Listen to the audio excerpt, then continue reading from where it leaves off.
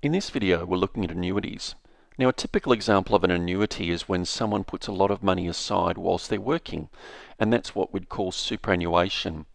When they've finished working and they've got a lump sum of money in the superannuation account, they'll then invest it in what's called an annuity, and that pays them regular payments while they're in retirement. Of course, the investment that they have still accrues interest while it's sitting there during their retirement years. Let's have a look at an example, but prior to going through this question, it's suggested that you pause here, have a read of the question yourself, and see if you can pick out some of the key components prior to us solving the actual problem.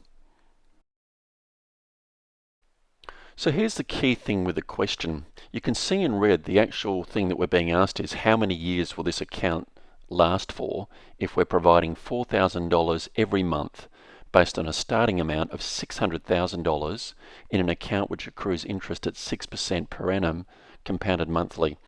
We're going to solve this problem using two methods. We can use a recursive sequence or we can use a program on a calculator. Both of these methods will ultimately involve some calculations which need to be done on a calculator. Prior to looking at this sequence rule, it is assumed that you've had some background using recursive definitions. So let's first of all examine the interest.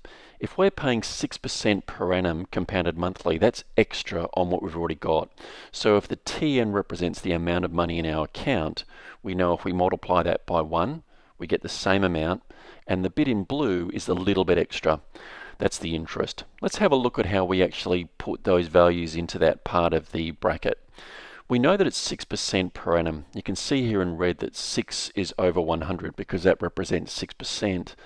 But because it's being compounded monthly, that means that we're not actually adding 6%, we're adding 1/12 of that each month because the percentage is per annum. So that's why we're dividing by 12 as well. What then happens is that every month that calculation occurs, but we then subtract $4,000. And with any recursive definition, we need to put a starting value. So after 0 months, this account has got $600,000. Let's now look at how we go through and do this on a Casio ClassPad. On the ClassPad, we go to the sequence program, and you can see here we've already entered the recursive definition. And now what we'll do is we'll guess to see how many months it will take before that amount in our account goes down to 0. So we'll guess initially between 100 and 200 months. And then what we'll do is we'll have a look at the table, and the amounts in black on the left hand side underneath the heading N represents the number of months, and the amount in blue on the right hand side is how much is left in the account. Now that's presently being expressed in scientific notation, but if we tap on any of those blue figures, we can see the amount at the base of the screen. So going down towards 200 months, we can see we've got close to $257,000, just over that, left in the account. And we're looking to go towards 0, in other words, when the account runs out. So what we'll do is we'll reset our table, and this time we'll investigate a little bit more than 200 months. We'll investigate from 240, and we'll go all the way up to 300 and see how that goes. So looking at our table again, what we're looking for is that the number in the right hand column gets down to 0, or eventually it'll actually be negative, which means that we get a final payment of less than $4,000 because our money has run out. So as we scroll down, we can see that the number in the right hand column is getting smaller, and in fact at some stage that will no longer appear as scientific notation, and that happens at month 252 because it is now small enough to be able to see on the screen. Ultimately what happens is we get down to a negative amount, and that occurs at month 278. And that's because the amount in the account at month 277, even with interest added to it, will be less than $4,000. So to answer the question, we can say that we get payments of $4,000 for 277 months. Now that turns out to be 23 years and 1 month, and we can get that by dividing by 12. Now the question doesn't ask it, but we'd also like to know how much was that final payment. The 278th payment was not for the full $4,000. So let's go through and see how we can work out that amount.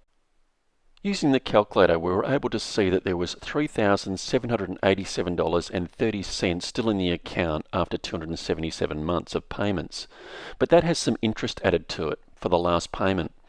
And in fact, it's 6% divided by 12 is the extra amount, and it turns out the final payment is $3,806.24. Now there is another way to do this very quickly on the ClassPad, and that's using the financial program. Let's have a look at how that's set up. The same question, but there are some key components which we need to represent into the ClassPad. Now these have been represented in the colours matching the different parts of the question. And each of these symbols are requirements for the compound interest part of the financial program on the ClassPad. Okay, let's start with N, that's shown in light blue. That's part of the question that's being asked. In other words, how many years is this going to provide an income of $4,000? Now the answer we're going to get is based on the payments, so it's going to be monthly. We just need to change that to years at the end of the question. I represents the interest rate per annum, which is 6% per annum. PV is the present value of our investment.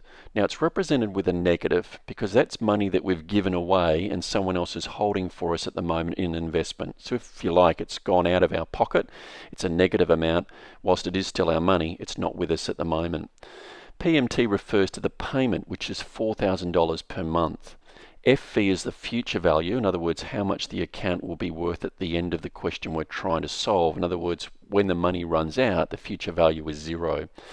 PY refers to the number of payments made per year, which in this case is 12, and it's based on a monthly payment. And CY is the number of interest calculations, which is also 12. We'll go through now and place those values into the financial program of our calculator. Now the first row N at the moment, the number's irrelevant. We'll come back and solve that in a moment at the end of the problem. But in the meantime, let's put the other values in. Now to solve the problem, we can go back to the box with N and tap on that button, or just press on the solve part of the calculator, and it will tell us the number of months that the payments can be made for. We know it's months because that's how frequently the payments are made. We can see that we get 277.95. Now the way to interpret that means there's 277 months of a full payment. We don't quite get to 278 months of full payments. So like beforehand, we can see that the answer is 277 months, and we now need to convert that to years. So like before, we divide that amount by 12, and that comes to 23 years and 1 month.